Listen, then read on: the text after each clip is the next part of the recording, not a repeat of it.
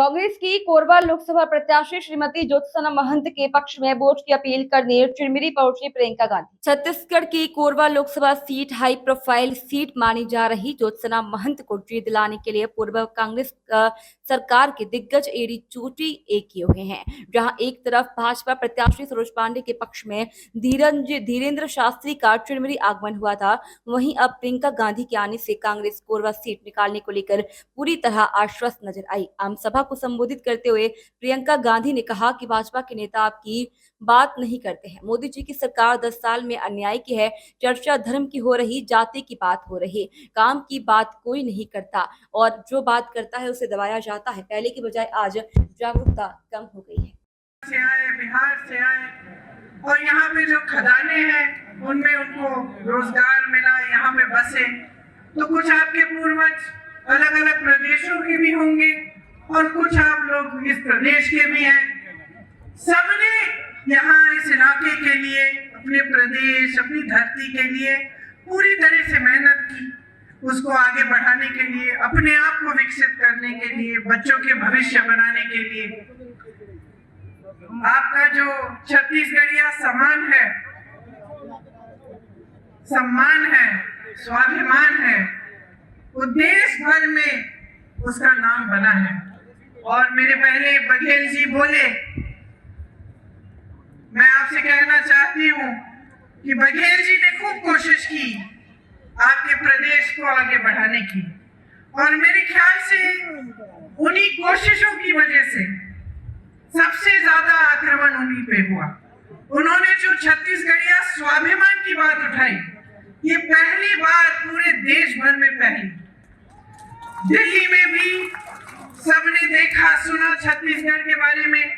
मैं कहीं जाती थी, लोग मुझे कहते थे कि वहां पे तो बहुत तरक्की हो रही है, और लोग बात करते कि किस तरह से आपके प्रदेश को आगे बढ़ाया जा रहा है। तो जब ये काम तेजी से आपके प्रदेश में होने लगा, तो जो बाकी जो राजनीतिक दल है, खासतौर से भाजपा को ये बात पसंद नहीं आई, क्योंकि उनकी राजनीति कुछ अलग है। मेरी बहनें आप बैठी हैं, मैं चाहती हूँ आप बहुत गहराई से समझिए कि आज देश में किस तरह की राजनीति चल रही है, देश में कैसे नेताओं पर आक्रमण हो रहा है, कैसे नेताओं को आगे। चिरमिरी में सबसे पुराना जो कोयला का खदान है यही है कि नहीं? 100 वर्ष पहले ये बनाया गया। यहाँ जो कोयले का क्षेत्र है वो उसको आगे इंदिरा जी ने बढ़ाया। उन्होंने जो खदान है उनका राष्ट्रीयकरण कराया, ताकि आप सबको रोजगार मिले, यहाँ पे खुशहाली आए, और इसी के जरिए लाखों मजदूरों को रोजगार मिला। आज जो देश में राजनीति है वो एक तरह से गरीबों के विरोधी, मजदूरों के विरोधी, श्रमिकों के विरोधी, किसानों के विरोधी राजनीति चल रही है।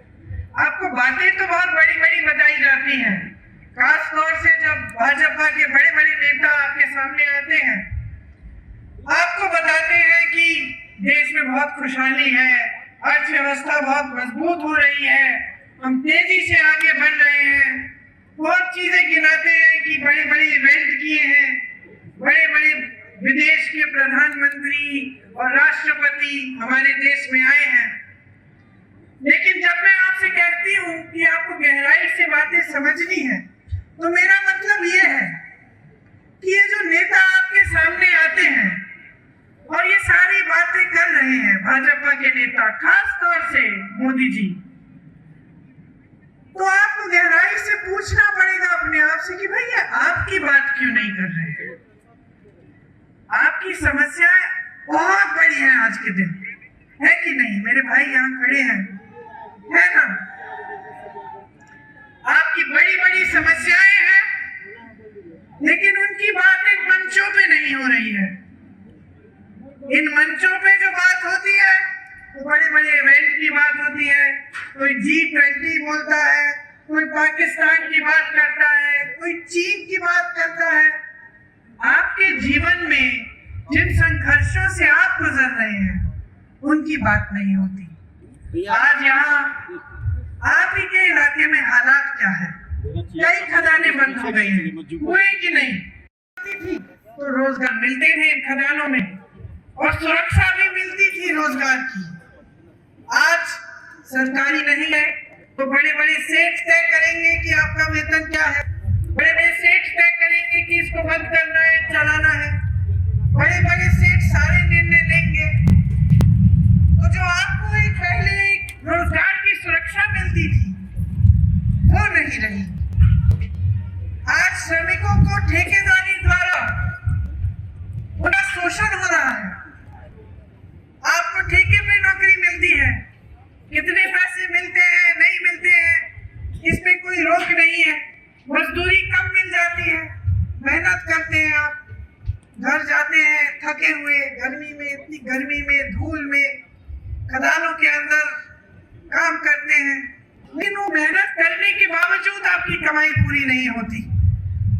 कई लोगों की जमीनें खदानों के लिए ली गई, उन्हें मुआवजा नहीं दिया गया, पुनर्वास नहीं किया गया, रोजगार नहीं दिया गया, उनको ऐसे ही छोड़ दिया कि आपकी जमीन हम ले रहे हैं, किसी को दे रहे हैं, लेकिन आपके लिए कुछ नहीं है। आपका हक बड़े बड़े खरबपतियों को दे दिया गया है। इस जमीन पे, खदानों पे, इस जंगल पे, नदियों पे आपका हक है। वो हक आपको संविधान ने दिया। उस हक को मजबूत इंदिरा गांधी जी की सरकार ने किया और उसके बाद कांग्रेस की हर सरकार ने किया। जो आपकी जरूरतें हैं उनके लिए काम किया। आज परिस्थिति ये है कि एक भी ट्रेन, शायद एक ही ट्रेन आ रही है यहाँ। मैं ऊपर से देख रही थी कि दूर दराज इलाका है, यहाँ लोग पहुंचते कैसे हैं? गाड़ी से पहुंचते हैं। मैं यहाँ आई, पूछा, पता कि एक ही ट्रेन है दीदी, हवाई अड्डा दूर है, 40 मिनट तो मुझे लगे हेलीकॉप्टर से आने में।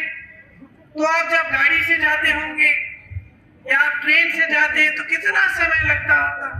किसी ने आपको सुविधा दी नहीं, पूछा नहीं। तो जब मैंने आपसे बात की कि किस तरह के नेताओं को आगे बढ़ाया जा रहा है, भाजपा पूरी तरह से दो तरह के नेता हैं। एक जो सबसे भ्रष्ट नेता है, उन सबको इकट्ठा करके उन्होंने अपनी पार्टी में डाला। सबसे बड़ी शक्ति दी है नेता को बदल डालने वाली शक्ति। हम चाहते हैं कि हमारी पार्टी में जो भी नेता हो, सबसे पहले इस बात को गंभीरता से समझे, क्योंकि जब इस बात को समझता है तब दिन रात एक करके आपके लिए काम करता है। वो मिसाल अपने प्रदेश में देखा जब हमारी सरकार रही। मेरे आदिवासी भाई बहन हैं, हमने पूरा प्रयास किया कि हम आपके लिए सब कुछ जितना भी कर सकते हैं हम करेंगे।